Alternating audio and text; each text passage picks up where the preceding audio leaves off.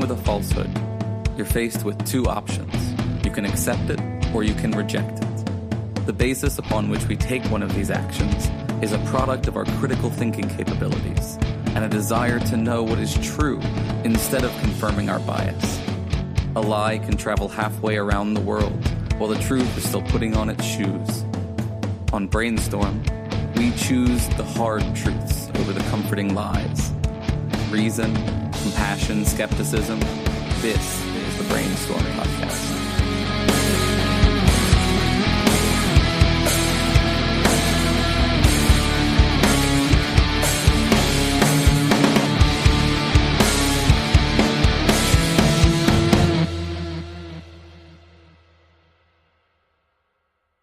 Hi folks, welcome to the Brainstorm podcast Skeptic Studio, the Brainstorm production where we interview a variety of folks with the intent to spread critical thinking, compassion, skepticism, and lately, to inform people on leftist politics. I'm your host Cory, and as some of you may know, I identify as an anarchist. That means that I believe in a society where everyone is equal, where we all have autonomy over our actions, and where we aren't coerced into carrying out the will of the state or the will of those with more resources than us. Because I think that all the resources that exist should belong to all the people, and we should all have equal access to them. It's obviously much more complicated than that once you get into the details, but it seems like in the media and online lately, there's a lot of people who talk about left politics in ways that are inaccurate or dismissive. These are complex theories with evidence for and against them, and they need to be examined in an honest way. There is a common assumption among many that conservatism is a legitimate political philosophy, but that anarchism or socialism, or even just progressive philosophies, are lacking legitimacy for some reason. And I'm not even trying to convince anybody to be a socialist or an anarchist, but I do think that people need to look at these philosophies a lot deeper and really try to understand them way more than they do before they dismiss them out of hand. With that in mind, my guest for this episode has gone through a philosophical transformation of her own. Felicia Entwistle is one of the hosts of the podcast and YouTube show, The Utah Outcasts. In my time listening to that show, I've noticed a distinct difference in the way that Felicia talks about socialism. She's often been a voice for progressivism and feminism on the show and in other interviews. And lately, she's adopted a more socialist or communist perspective, and I thought it would be really cool to hear about how she came to consider herself a communist. There's also 30 minutes of conversation where we talk about the relationship between feminism and sex work and socialism and sex work for patrons that unfortunately, if you're listening to this on the regular feed, you won't get access to, but I do include a 30-second clip of it. If you're interested, you can stay tuned for that, and that'll give you a bit of a idea of what you're looking at if you become a patron. You can contact the show by emailing us at mail@brainstormblog.net or by going to our website and using the contact button at the top of each page. If you already love our show and want to support us, then you can do that by becoming a patron at patreon.com/brainstormpodcast and by giving us $1 an episode. Every little bit helps and keeps the show going. And, of course, that $1 per episode will get you the extended interviews as well as any bonus content that we put out. With all that said, I'm going to send you over to the interview right after a promo for another podcast. Hey there. I'm VP Quinn of High Level Games, a tabletop role-playing game podcast and web community. I and my trusty sidekick and producer monkey, the assistant to the regional manager, Joel. Hello. Talk about various pen and paper role-playing game products in an always interesting and sometimes funny way. We are a for gamers by gamers podcast that looks at how to make these games more awesome for the fans. Check us out on iTunes, follow us at HLG_corporate on Twitter, like our page on Facebook, or just go to highlevelgames.ca for more information. High Level Games, the industry's first choice in taking your games to the next level.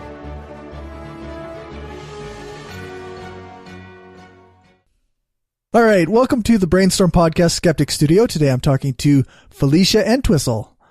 Thanks for joining me. Yeah, thanks for having me. I'm excited to be here. Yeah, I've had Chris on a couple times, so it's good to have another voice from that show. Mm-hmm. Yeah, the Utah Outcasts. He's prolific. Yeah, he's always putting out new stuff. It's pretty amazing. Yeah, he's great that way. So the reason I wanted to talk to you today is because I've noticed over the last few months that you've gone from not so much on board with socialism and communism and whatnot, and to declaring yourself an actual communist more recently. So I guess you want to know the journey? I kind of want to know the journey of that. And I guess a good place to start is what's your background and how did you get to even looking at this stuff? Mm-hmm. So, I come from a pretty liberal family, and I'm going to use that, in the American sense. Progressive, I guess you could say. I have a history. My grandfather on my father's side was a member of the NAACP, and we are very white. Okay. So, he was involved in the civil rights movement. On my mother's side, she's been a big supporter of LGBTQ rights forever. I grew up with just kind of a diverse history, and my family are vocal Democrats. So I was already pretty primed for left-wing politics. And then, nice.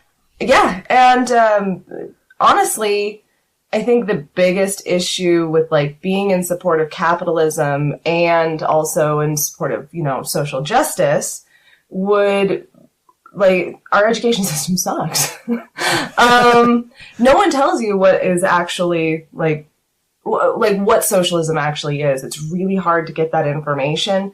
It's not like I didn't take political classes in college. I did.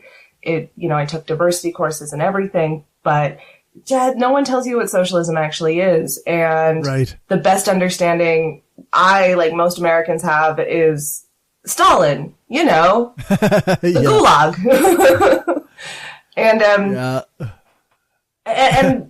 we're all so used to capitalism. And I mean, honestly, who doesn't want to be wealthy or well off, right? But the reason that we want to be wealthy and well off is because we're suffering. And I know the exact moment when I became an anti-capitalist, which started my journey all the way to communist. And I guess I should clarify, I'm a communist in the eventual sense, but probably after I'm dead. I mean, there's almost no way I could see it getting there. I'm a socialist in the practical sense, Yeah. Just that classic Marxist socialism as a way to lead into communism eventually. No, that sounds pretty good to me. Right. And I tend to like to use the word communist, when kind of as a shock factor for people to be like, nope, we exist. Right. Yeah. There are people who genuinely want communism. So the moment that I went to an anti-capitalist was I finished ContraPoint's 2-part video on what's wrong with capitalism. Oh yeah, brilliant series, couple videos. Those are good. Yeah, she did it. Oh, she's so great. Someday I would like to grow up and be her. Yeah, me too. But right? I'm way too old for that. So. I remember I messaged the guys. I'm like, oh dear, I'm an anti-capitalist now. The Utah Outcasts guys. And, from there, I guess I just kind of, I didn't seek out leftist politics so much as it just sort of came into my awareness. I started following, Sean and Peter Coffin, Angie Speaks, H. Bomber Guy. The problem is, I'm pretty sure I started on H. Bomber Guy, and, I knew about Contra before because I really liked her, videos on fascists and, right, yeah. Philosophy Tube. And I just started actually becoming really interested in philosophy as a topic, because I was interested in, film and literary critique, and, Lindsay Ellis, she was such a good source on understanding these things. And then she ended up basically saying like, yeah, this is also like philosophy. And so I needed to know more about philosophy. And I just started teaching, like trying to learn as much as I could by myself because I can't afford to finish college. And I fell into the philosophy hole. And the problem is, the more that you get educated in philosophy, the more radicalized people tend to become on the left. When I was on Embrace the Void with Aaron Rabinowitz, that's how he's saying his name now. That is his name, and I'm trying to make sure I say it right. Rabinowitz. When I was on with him, he said, yeah, that pretty much happens. Like, you end up pretty radicalized. It just became that the concepts, I'd been interested in systemic oppression and systemic violence of marginalized people, as one of them, a woman, with a fair amount of privilege in many ways. I'm very able-bodied. I'm white. Right. I guess I'm not tall. I'm very short. I'm very short. And so, that's one thing, but still, white women are still a marginalized group as well. And, they just are. It's still a systemic issue. So I've been aware of how systems, function and replicate themselves. And as soon as I started applying that to capitalist thinking, I realized that it was a major part of the overall intersectionality related issues. Like, capitalism is designed to promote hierarchy, and the issues that we have with sexism and racism, ableism, are also based in hierarchy. So, eat the rich, guillotines. Yeah, gulags for all. Gulags, so many gulags. Totally a stand for Stalin now. No, I am not. I am not one of those communists that is like, but Stalin had some good ideas. Like, Stalin was a monster. Yeah. Just because he wanted communism doesn't mean he did anything that actually helped that cause. Right. Yeah. I often will see like Lenin quotes and stuff that I really like, and then I'll talk to somebody who's well versed in the history of it. Mm-hmm. And I'm like, okay, well, I'm not a Leninist, that's for sure. Mm-hmm. Even though there was some good quotes there. Yeah. Well, it's like there was some, there's a lot of philosophers who had some really great ideas, right? We look at the Enlightenment liberal values of freedom and self-expression and a right to your own journey, and they own slaves. Yeah, for sure. Yeah. So, just because there was good philosophy that came from them doesn't mean that like their methods were super great. It's pretty easy for me to go like, you can understand the philosophical underpinnings of Lenin and Stalin and realize that they did a bad job. Right. Yeah, that's right. Yeah, for sure. Yeah. So I guess, what you're saying is like you were kind of on the SJW type of bandwagon, and you saw that class was kind of one of these issues that kept people being oppressed. Mm-hmm. For sure. So, Bernie Sanders talking about socialism wrongly, but, it did at least speak to a frustration that I'd had for a long time, right? Like the inability to escape poverty easily, and the desperate need for us to seek out a more egalitarian society. But honestly, I wanted communism for a long time and didn't know it, because my ideal has been like, we're eventually going to get to the Star Trek universe. Like, we're eventually going to just eliminate money, and, it'll be all pursuit of your personal like journey, and no one's going to starve or die, even if all they do is just be like a drunk all the time, right? Like, because there's so many other people who want to do other things. And we as a society don't have to let them just drink themselves to death, right?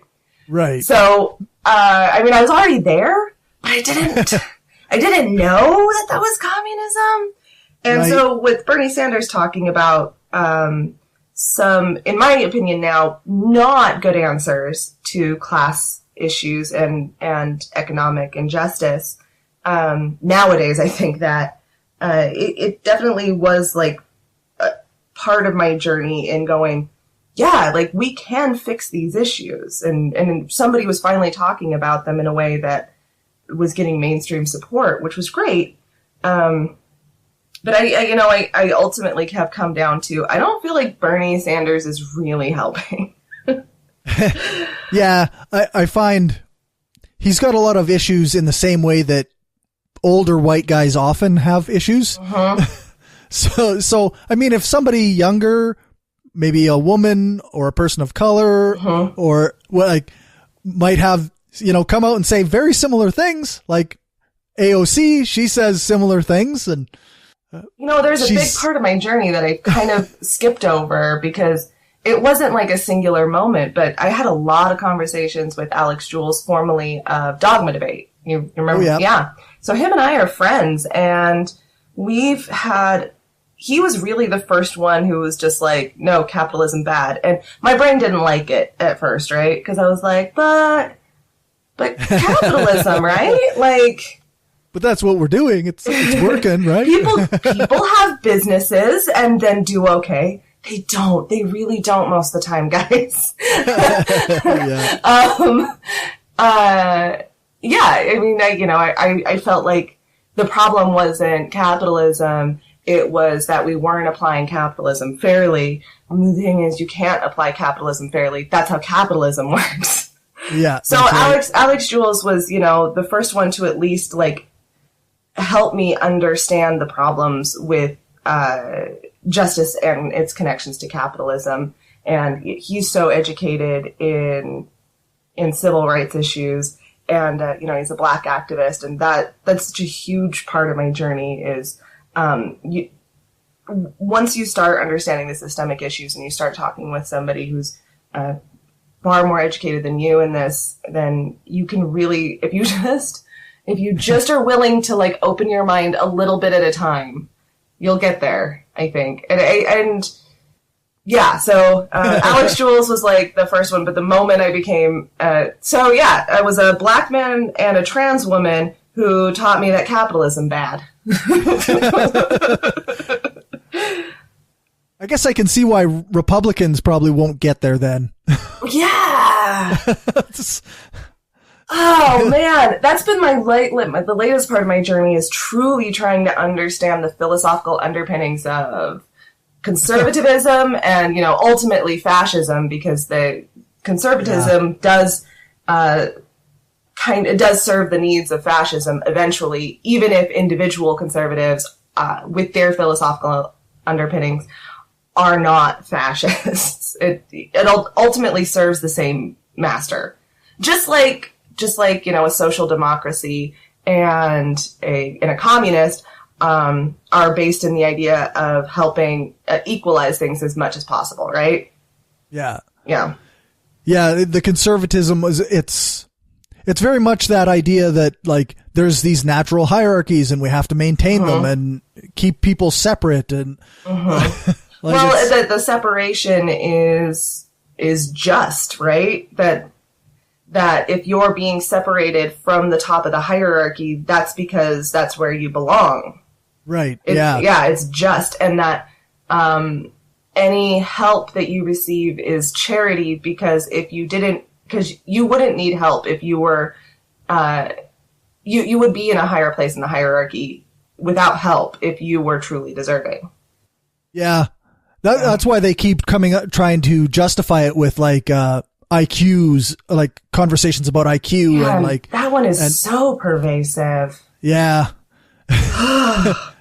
Yeah, it's always guys like Stefan Molyneux who are promoting it on Twitter and YouTube too. So yeah. Well, then isn't that so bizarre that like I was radicalized by YouTube, and the fascists are also radicalized by YouTube, but like the difference is that I went to like people with PhDs and like a bunch of people who had like there was so much more information and things to follow up with and verified, things that you could read. And Stefan Molyneux is like, this guy had an opinion once, like, but it's on the left. You can clearly see the difference in the sources, in how the information is gathered, in ways that we formulate our thoughts. And on the right, it is very much like about justification of the system, right? It has nothing to do with with social change necessarily, so much as it is justifying and even hardlining the current system. More of the same. Right. Yeah. It's almost like, what do they call it? Like ad hoc reasoning. Like they see the way it is and they come up with justifications for it after the fact. It's like the YouTube skeptic who's like, I'm rational. But what that means is what I already believe is correct because I exist in a rational state, rather than rationality being a practice of thinking. Right. Yeah. So I feel like conservatives are a lot like that, in that they're like, I am not wrong in my existence, and therefore, my existence is correct. Therefore, I have earned this. Therefore, this system is just. Right? Yeah. Like I think you said it pretty well there. I don't think I can elaborate much on that. Thanks. Yeah. So it's I mean, it's what's really been frustrating and kind of depressing is when I start thinking through systems of oppression, I always end up coming back to capitalism. Like we talk about, let's say the objectification of the female form. Well, that would be a lot harder to perpetuate if there wasn't a profit in it. Right. Yep. Yeah. I mean, obviously, like getting rid of money and workers owning the means of production and a government system based around promoting the general good or the general welfare, would help, but it wouldn't end sexism. It wouldn't end racism. There's a whole lot of other work there that needs to be done. But man, it would be really easy to start addressing issues like white neighborhoods if everyone just could move into the empty house, right? Like anyone, this poor family of 6 who's been living in a single bedroom apartment, they're like, there's an open house over there? I can just have it? Yeah. Then they do? That's going to change, that would change perceptions a lot. Because we know from many studies that exposure helps break down biases. At first it raises tensions, and then seriously, it's like within 3 weeks, people start getting used to it. Diversity tensions go away in like 3 weeks. That doesn't actually surprise me, I guess. It's so bizarre. Yeah. Being around people who don't look exactly like you makes you not as judgmental of them. Mm-hmm. There was a really cool study with people on the train. It was a route that was predominant with white people. And so they started sticking black and brown people on the train on that same route. And at first, like, the white people were very uncomfortable. And there was a lot of microaggressions, and it was, there was a lot of tension. And then after 3 weeks, everything started changing.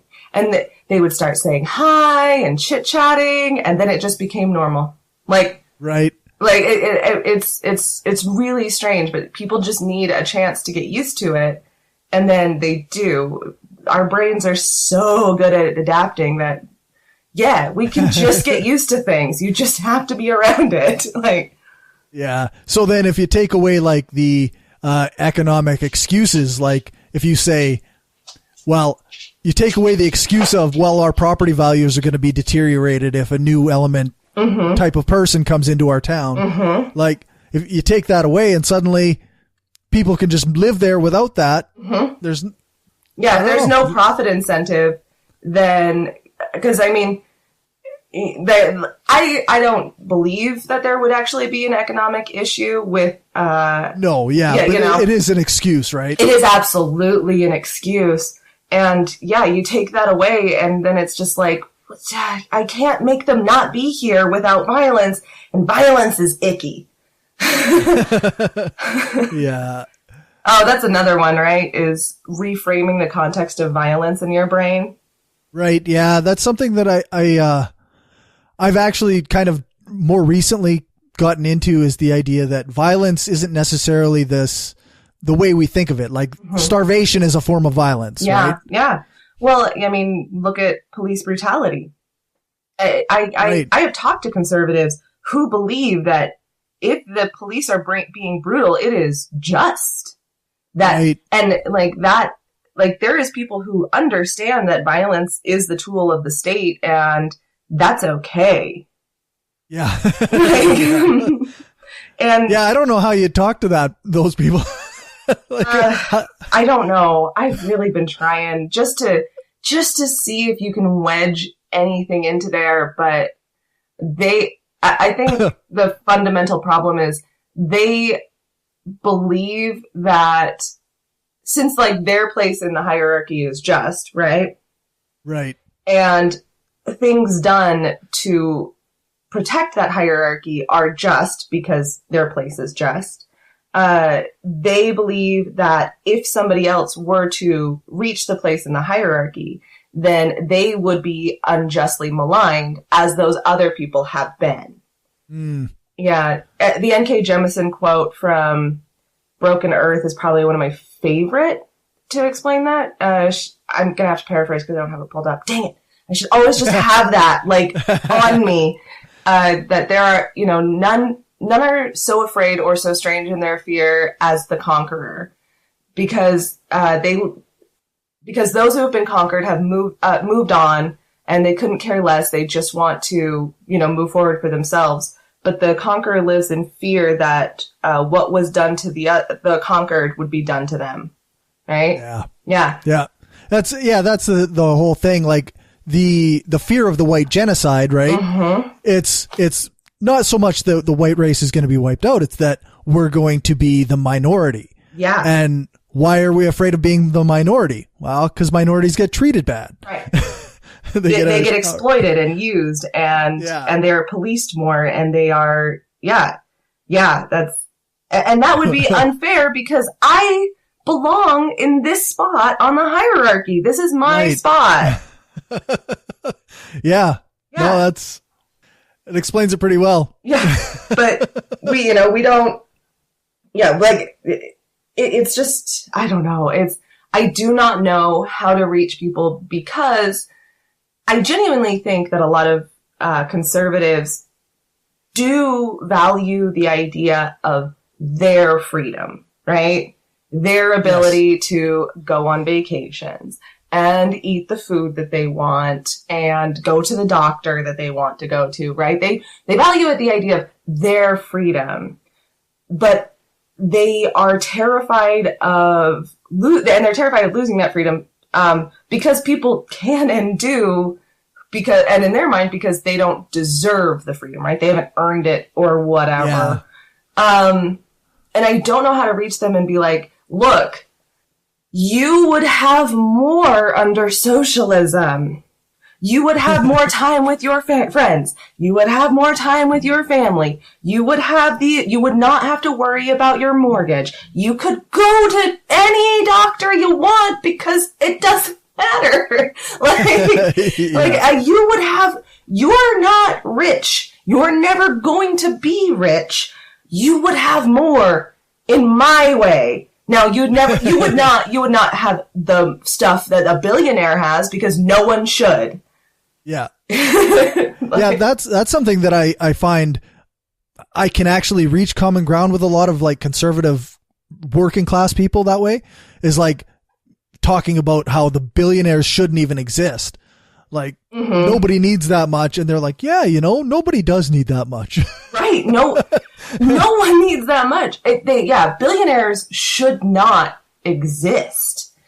It's horrifying the amount of resources that they just have and hoard. And by the time you're a billionaire, it doesn't fucking matter. You don't have to do a goddamn thing to protect that wealth. It's done. The system has already got you. Yeah. I was having an argument with my dad, cause he's a conservative, and, I brought up Jeff Bezos, and I said, well, look at the working conditions in the warehouses for Amazon, where people are like dying on the floor because they don't get the appropriate breaks, and they can't hydrate, and like elderly people have fallen down and died. And he's like, well, just shoot them then. I'm like, now you're thinking like I do. Yeah. Okay. Cool. Let's do it. Yeah. It's, you see, my dad is, I don't know even where my dad is anymore, because in college he loved Karl Marx. He loved Das Kapital. But he also, has a lot of capitalist mindsets. Right. A lot of individualism, like you can, make yourself happy through diet and exercise and, like positive thoughts, which I mean is comforting if you're a middle-class white guy. It certainly is. But he also lets me talk about socialism, and he goes, yeah, no, I totally think that, that totally makes sense. I don't know where he's at, but he's like, yeah, no, I totally see where you're coming from with the socialism. But then he's just but then yeah, you individually can choose happiness, stuff like that. Okay. Yeah. I suppose it's probably one of these things where we get stuck in this way of thinking that surrounds us all the time, right? Mm-hmm. Yeah. I know I catch myself still thinking of my job, even in terms of justified hierarchies, my manager is my manager and therefore he's above me as a human. Mm-hmm. And I mean, that's not real. That's just because that's the way I've been trained, right? Yeah, and to be able to survive under capitalism, I think there is an element of that you have to believe when you're working. Right. Yeah, you got to internalize it a little bit at least. Yeah, because if you don't function that way, if you don't have that internalized just a little bit, then you're going to have a hard time dealing with hierarchies, and it is going to come out, right? Yeah. The way I've kind of, in trying to survive, the way I've tried to think of it is, do just good enough, right? Do just good enough. Don't do extra. Don't try to set yourself above because of how great you are at something, because that doesn't exist. And somebody else is going to come along and be better than you, which is fine. But, just do good enough that, capital doesn't target you for removal. Right? Yeah. Survive. Yeah. And what I honestly think that, that would take a lot of pressure off of marginalized people. As a woman, you just feel like you have to prove yourself more. You have to you have to just be nicer, more efficient, better at everything for somebody to see you as great. And, once I started seeing myself as I'm already good enough at this, and I just want to do good enough that, you can see it and I can just point to my record. And if they don't want to promote me or whatever, I don't give a shit anymore. And, I feel like that don't give a shit attitude has kind of worked for me. People just start to assume that I did do a good enough job because I'm I did a good enough job. There you go. They're like, yeah, you did. And maybe that's, whiteness coming through. That could absolutely be some of it. But, right. The thing is that, that's actually, sorry to interrupt, but, as a white dude, I don't even have to do anything, and I can say that, and people assume I did the right thing. Oh my God. I was about to get laid off from a job, and a white guy on my team, and, you know, here in Utah, the Mormons are the ones with all the power.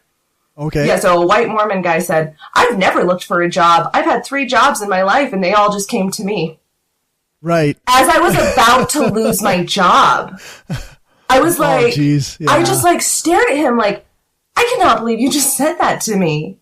I cannot believe you just said that to me. He literally told a story about how it was like 2 different bishops from his church, his ward, that were like, hey, I've got a job for you. I'm like, you did literally nothing, and you have never had to worry. You are the most mediocre person I have ever met, and I am about to lose my fucking job. Like, right, eh? Oh my God. Yeah. It's when white guys sit there and tell me they're like, I don't know, and they just tell me I'm due for a promotion. I'm like, what the fuck are you talking about? Right. Yeah. That's when they deal with cops, and cops are just like, be careful out there. I'm like, are you shitting me? Cops get off on harassing me. Like, cops get off on like walking up with a big dick and being like, no. And I remember cops being like, girls, if you cry, I'm going to go even harder on you. Like, I remember that from driver's ed. Cops, wow. Yes, they love to do that. They love that. And it's like, my sister once got searched, for like, they just pulled her over and were just like, hey, we're going to search your car. And she said yes, but who knows if that would have changed anything. Like, right. They just like the freezing cold. She just came from a work party. She was in a party dress, you know. They had her sitting on the curb in fucking February searching her car. I'm just like, I understand that they're not going to like hit me, and in a protest and stuff, they're going to avoid hurting me, but for the most part. But they also really love getting off on, like, having power over women. I'm telling you. I had a cop in high school I got in a fender bender, stupid little accident in the parking lot that wasn't my fault. The guy tried to get around me as I was backing out. Okay, in a snowy parking lot where no lines existed anymore. And it was really dumb. It was like a nothing thing. But his dad decided that he was going to sue my mom.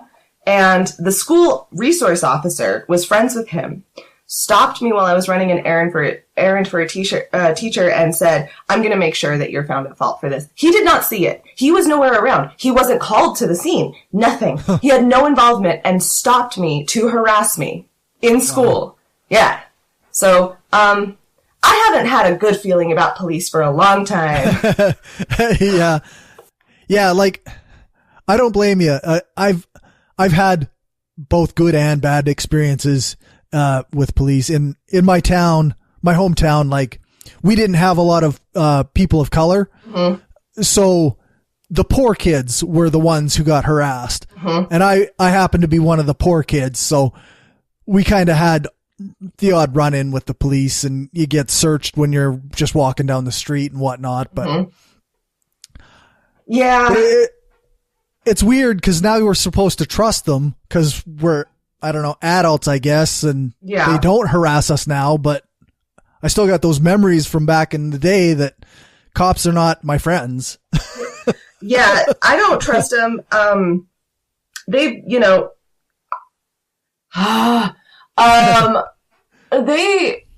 don't do anything when you need them to. Like the things that I had a $200 charge out of my account and I'm pretty sure it's from my ex-husband because I believe he accidentally charged my card. Don't really give a shit because it's still theft. Right. And or my bank account because it's the same bank information from years ago, right? And I reported it. I gave them all the information. I gave my bank the information, blocked the charge, all of that stuff, and the police didn't do anything, even though that's fraud. Even though that's fraud. And I was like, I was the victim of like a multi-$100 theft and nothing. So I have seen the police tell a guy who had just tried to hit his girlfriend and threatened to kill 2 other guys while he was drunk, let him out of handcuffs and said, just go sleep somewhere else for the night. Jeez. I know. And then, like, I don't know. I have never seen the police actually help me or people around me. And I have seen, and I've seen them favor people who should have some fucking consequences. Our prison system is garbage, and and it's completely unjust. But also, maybe don't just like let the guy who just tried to hit his girlfriend just wander free. I don't know. Maybe maybe cool down in a cell with a nice comfy bed. Like Jesus. That would be like my idea. Like, but they don't do that. They I don't know. They've never helped me in any meaningful way. And the best interactions I've had were the ones where they weren't complete assholes. So, yeah. Yeah, that's right. I can't really call those good if, like, the bare minimum of just polite interaction isn't a good cop. Like, no, that's right. I actually wanted to be an RCMP officer for a while. You have to tell me what that is. Royal Canadian Mounted Police. Oh, I can see the appeal. Yeah, like I at the time I was kind of a conservative person, so I believed in like the rule of law and all that nonsense. but just hierarchies. Just hierarchies. But I also, believe I was a skeptic still. Like I believed like things should be based on facts, and like at the same time we should be able to look at the context of a situation and decide whether or not to arrest somebody based on whether or not they actually were, a bad person or hurt somebody rather than just smoking weed. Right. And when I was looking into it, I found out that they do not tolerate that. Like, you have to follow the letter of the law. You can't follow the spirit of it. Like, and basically it's a group of bullies who just want to enforce rules onto people, and isn't it funny how those on a power trip? Yeah, isn't it funny how those rules ultimately end up serving capital? Yeah, odd, hey? So yeah, it's always serving the people who already have the power. Yeah. I'm far more interested in how you went from, I guess we could call it center right to communist, or whatever you call yourself. I call myself an anarcho-syndicalist at the moment. Nice. I'm tending towards anarchy, but I don't feel like we have necessarily nailed down an ideal system, because we have a long way to go, and that's going to take a lot of work, right? Like, yeah, that's right. But actually, anarcho-syndicalism is one of those viewpoint from an anarchist perspective. That's the view. It's a step towards communism too. Right. So. Okay. Yeah, I definitely, what was weird to me was when I realized that I was for the abolishment of the state. Yep. Another funny one, just a side note, just like, the abolishment of the state doesn't mean no organizational structures similar to a government. It just means consent therein and transparency. Like, yeah, and no top-down hierarchy. Hierarchies. English is hard. Yeah, it is. It's a silly language for sure.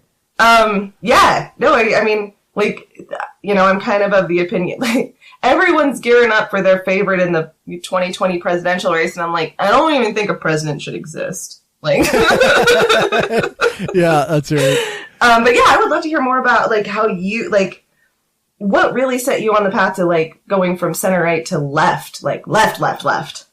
Well, I mean, I guess it's obviously like any story, like person's journey through knowledge. It's super complicated, but I was kind of like a libertarian for a while. Like I thought skepticism made sense for, social, liberalism and fiscal conservatism. Right. And yeah. So then, yeah, basically a fascism of corporations, right? Yeah. That's right. Yeah.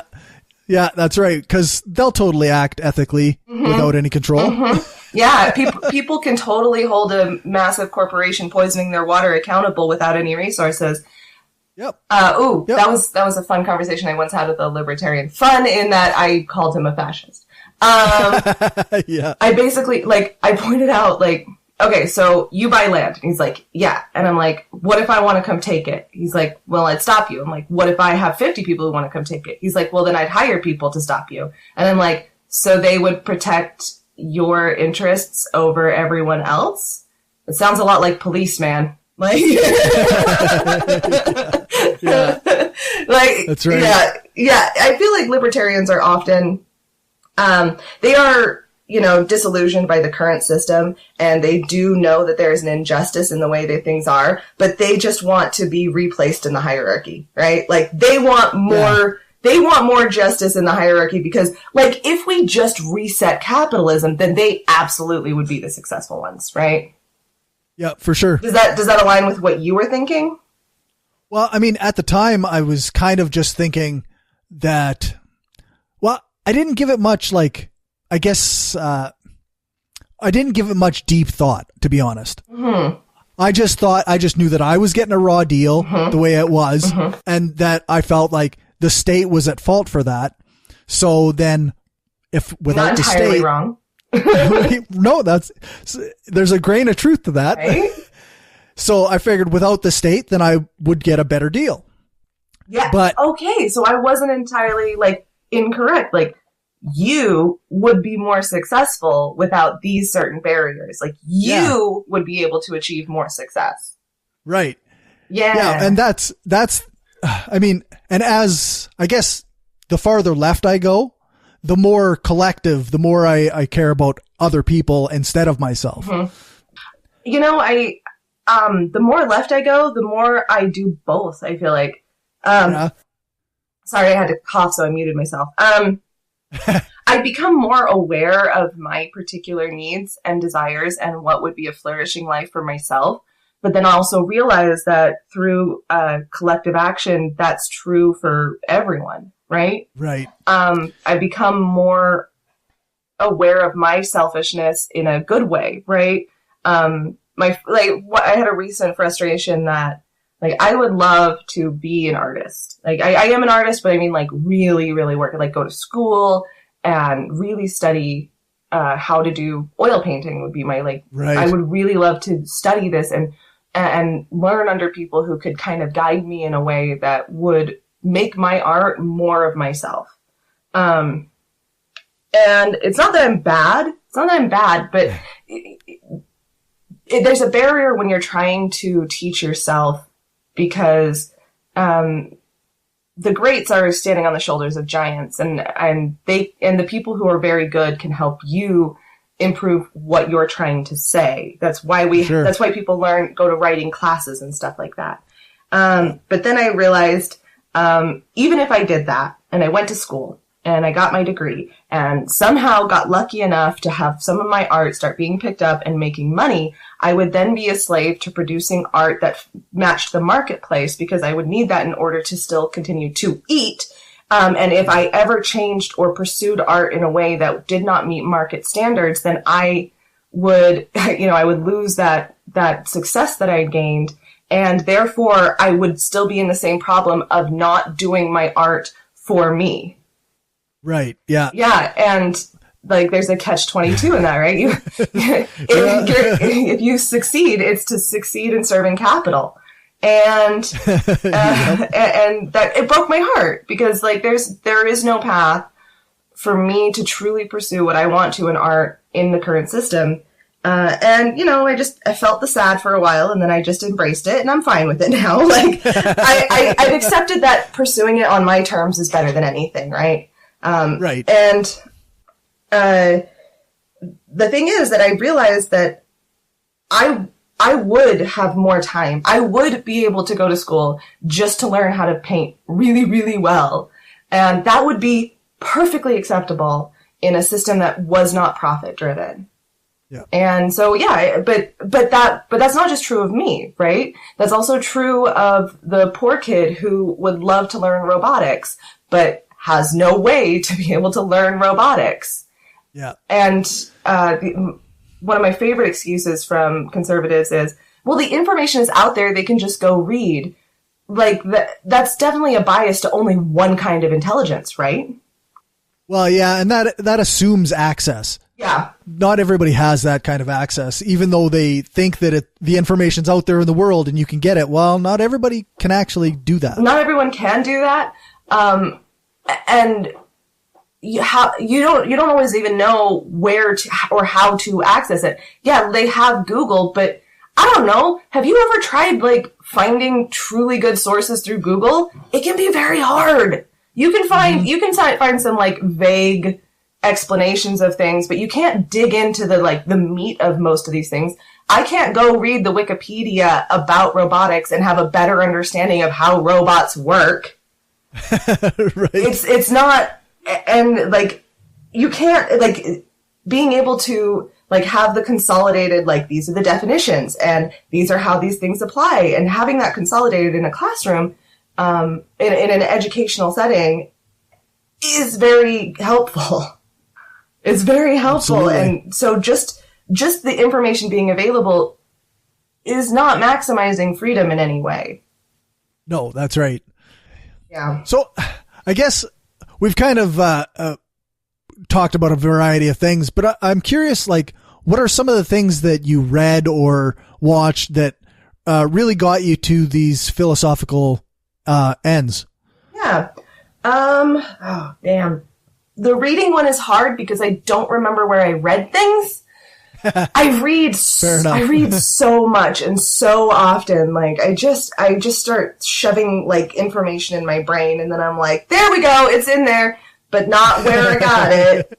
I have similar issues. Yeah. Like, I really need to just be like, okay, I read, I liked, I'm saving it. I've actually started practicing that, like saving my sources. That's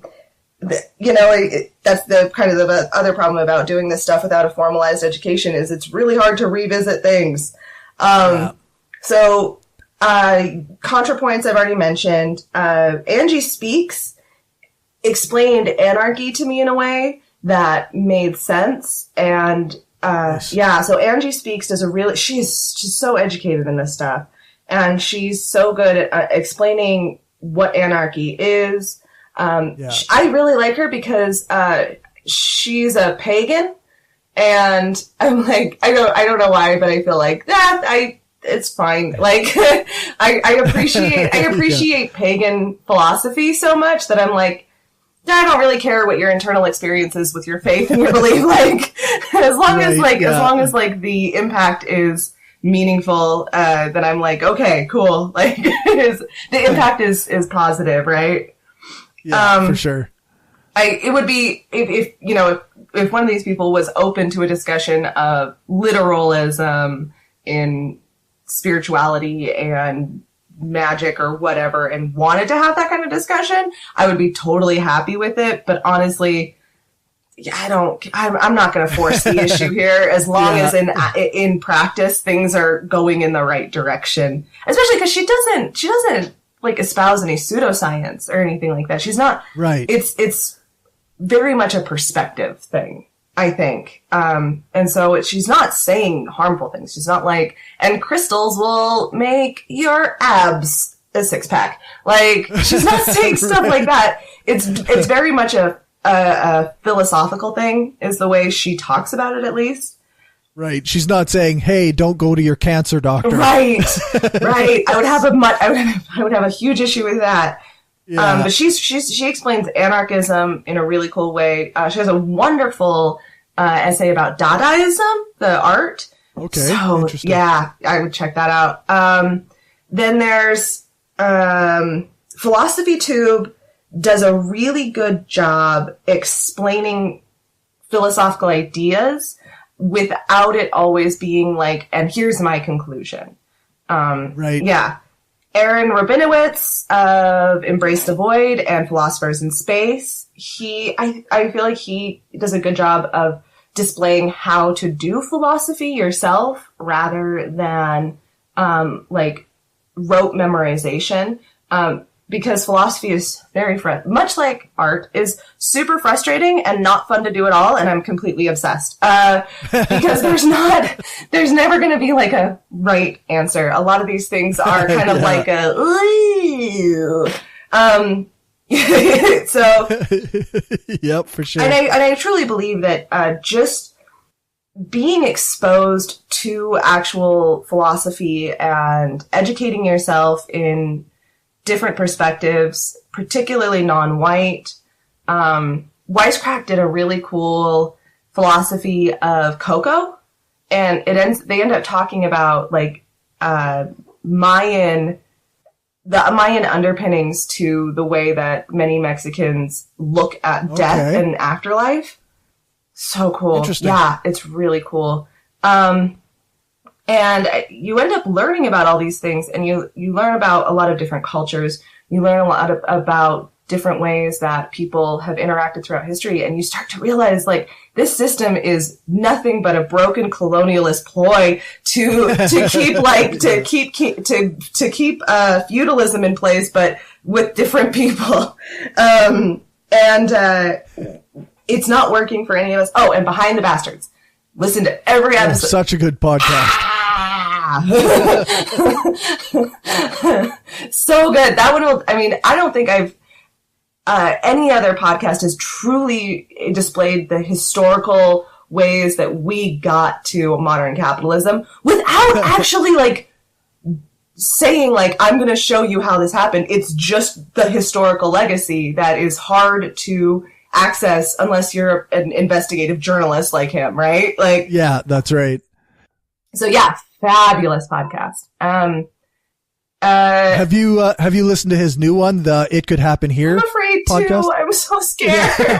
Well, it's scary. I'm like, so much of this stuff is really depressing as it is. Like sometimes I'm like, I don't need to be more depressed. Like, it's one of those ones that like, I feel like I need to be armed all of a sudden, and I'm like, I'm not a violent person. I don't want to have to do anything. Yeah. but I really, it really does instill that fear of like, oh no, it's all going to go downhill. I'm already afraid of it. Like, I'm already there. So I feel like I don't want to, I mean, that's probably a great recommendation for a lot of people. I had another one that I thought was really good. I'm trying to remember now. Dang it. Yeah, dang it. I'm forgetting another thing that, go to therapy. Everyone go to therapy. It will help you, think through these things in a very different context.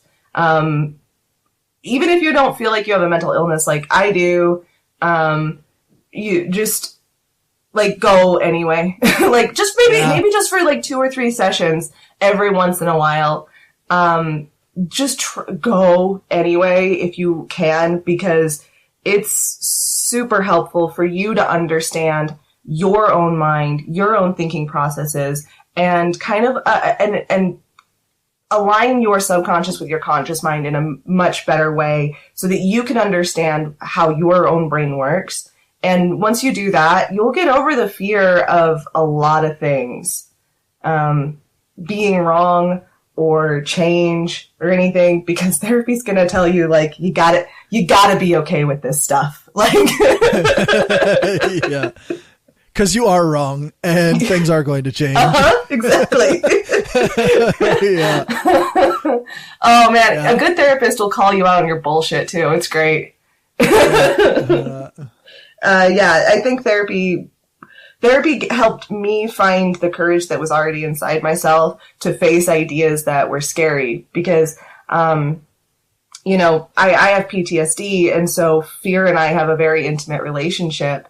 And once I learned how to live with fear, I was able to address a lot of other fears in my life and my existence, that I hadn't really been able to accessed before. You know, the frustration with an inability to succeed, you know, under capitalism, what capitalism calls success.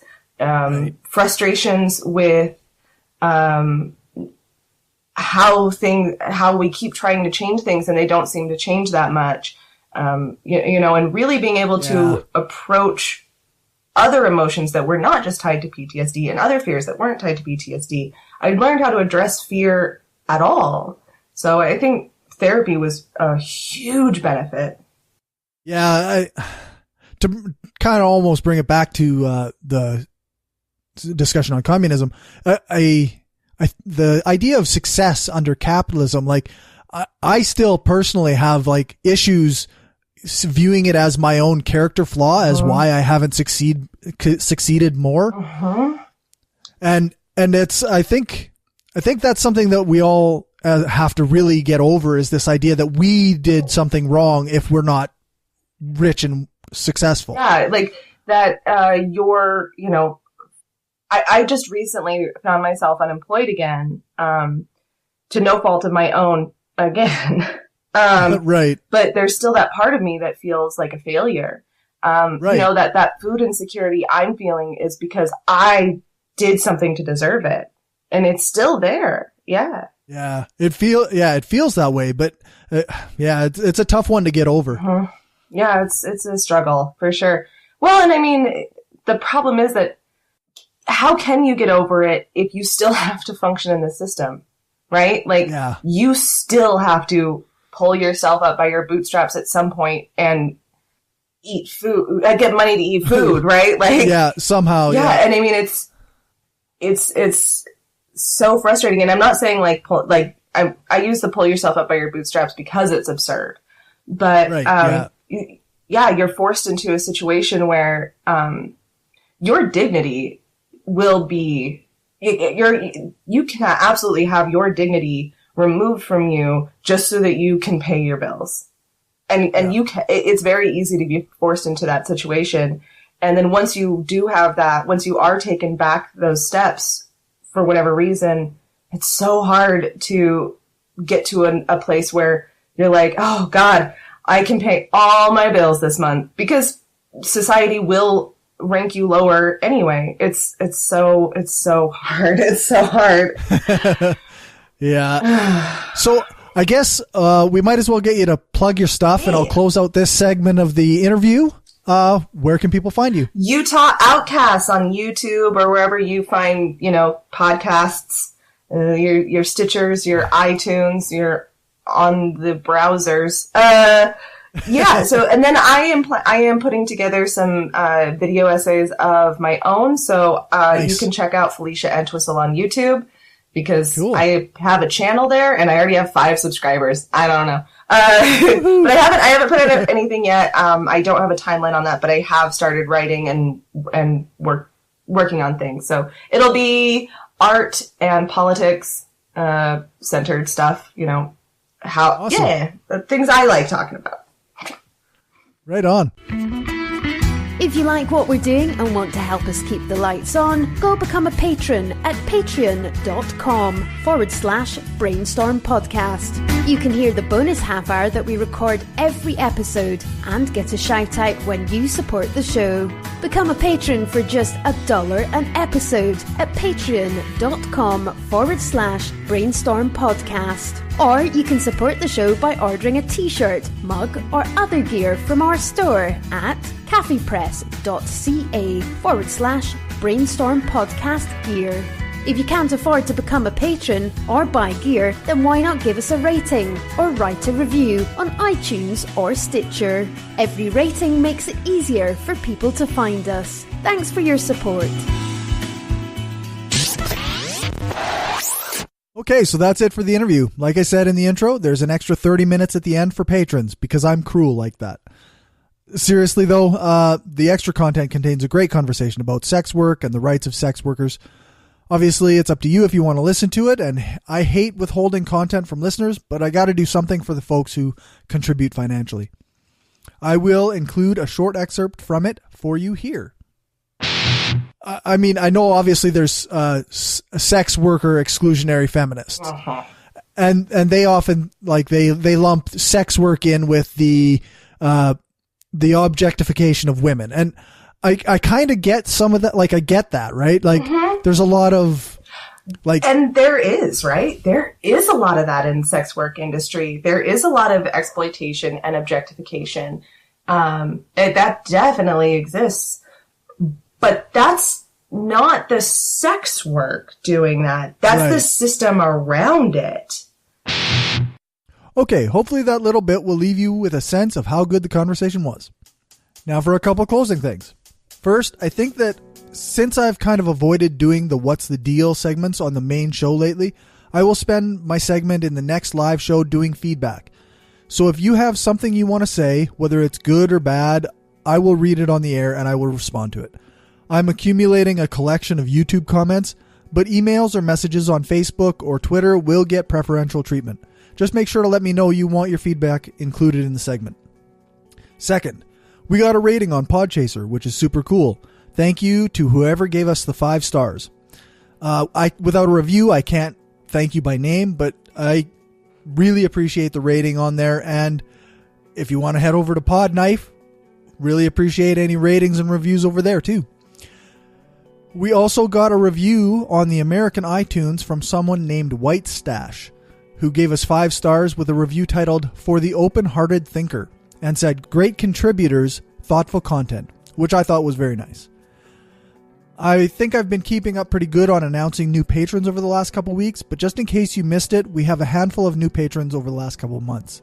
In March, Keith Davies and Jesse Hoffner both became new patrons, and Richard Lounsbury upped his patronage to $5, which put him at the Skeptic level. And in April, Driffa upped their patronage to $2 per episode, which is greatly appreciated. And then we got a new patron. Just this last week, Peter Coffin is now a patron of the show at the Critical Thinker level. So I really appreciate all of you. Thanks again to everybody who supports the show. And of course, a huge thanks to our top patrons, Rob Geiger, Richard Lounsbury, Daryl Goosen, Aaron Young, Destin Doesn't Suck That Much, and of course, the top patron, Flying Spaghetti Monster, sauce be upon him. To join them as top patrons, you just have to go to patreon.com/Brainstorm Podcast and join at the Skeptic level or above. For all the things, you can check out the show notes on our website, brainstormblog.net, and on our hosting page, thebrainstormpodcast.com. Thanks to our financial supporters, Magnus, Stephanie, Bob, Glenn, the Utah Outcasts, Zach, Kayla, Freethinker215, and H. Simpson support the Freedom from Religion Foundation, Keith, Jesse, Peter, Kim, Larry, Driffa, Rob, Richard, Daryl, Aaron, Destin Doesn't Suck That Much, and the Flying Spaghetti Monster, sauce be upon him. If you want to join them and help the show grow, you can do that at patreon.com/brainstormpodcast. Or you can do a one-time donation at paypal.me/brainstormpodcast. And if you want to get some gear, we have a store on TeePublic. It's tpublic.com/stores/brainstorm-podcast-gear. Our next live show is planned for May 10th, and our guest will be Yvette Dentremont. Hopefully, my Saskatchewan accent is probably destroying that. But you might know her as the Cybabe. So stay tuned for that, and if you don't already follow her, then head over to her website, cybabe.com, to see what she's all about. I want to give a big thanks to Felicia for joining me. If you want to find more of her content, you can follow her on Twitter at Felicia. I think just search for Felicia Entwistle or Felicia Stormborn. Also, you can check out the Utah Outcasts at utahoutcasts.com. Thanks to Dave for our intro music. Thanks to Aaron Rabinowitz from Embrace the Void for doing the voiceover for our intro. You can find his stuff at voidpod.com. Thanks to Alex Capper-Murdoch for doing the voiceover for our ads. And thanks to Jason Camo for our outro music. You can find his stuff at aloststateofmind.com. All music played is either with permission or under the SOCAN license to play. For more information on SOCAN, you can check out the music license info page on our website, brainstormblog.net. Remember to give us a rating, a thumbs up, or a fave on your podcatcher of choice. Join our Facebook group, like our page, follow us on Twitter, subscribe to our subreddit, share the show, and spread the word. The more you share, comment, and like our stuff, the more it helps the show grow.